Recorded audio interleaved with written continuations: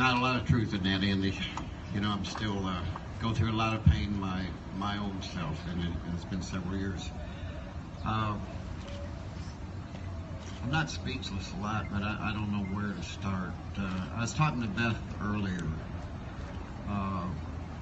There's a very small handful of us that went to Washington, D.C. during the Bush administration. That was many years ago. And there has not been a conference in Washington, D.C. on missing exploited children since. It's like we're falling to the bottom of the list, aren't we? And I remember the very first words that came out of President Bush's mouth, as I still get choked up today, is our children only make up 25% of our population, but 100% of our future. And what are we going to do to make sure every child's part of our future?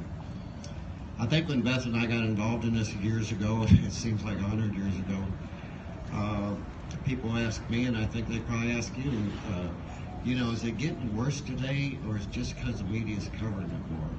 You know, people, I think it's getting worse. I think it's getting worse. When I was riding up here, I was just kind of thinking about different things that we've done over the years, and undoubtedly the domestic violence is getting worse.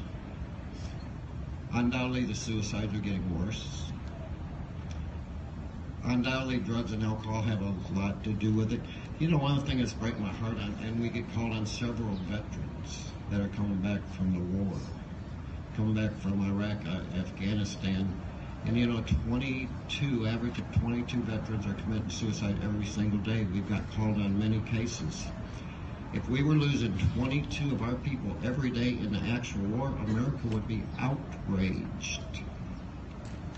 You know, and I was listening to the prayer, and you know, I've got my own spiritual beliefs, so I don't talk to people about politics or religion.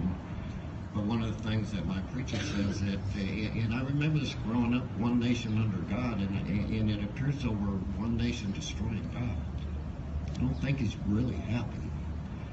I wish I'd never get a call like that.